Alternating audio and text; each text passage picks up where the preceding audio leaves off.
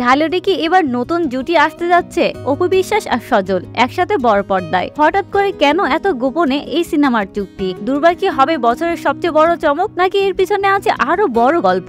Viewers, ঘটনার বিস্তারিত জানতে ভিডিওটি না টেনে সম্পূর্ণ দেখতে থাকুন। এই প্রথমবার একসাথে সিনেমা করতে যাচ্ছে ঢালিউডের জনপ্রিয় নায়িকা অপু বিশ্বাস আর ছোট পর্দার সুপারস্টার সজল। ছবিটির নাম দুর্বার। সম্প্রতি হয়েছে আনুষ্ঠানিক চুক্তিপত্র এবং নিশ্চিত হয়েছে এই সিনেমায় তাদের জুটি হিসেবে দেখা যাবে।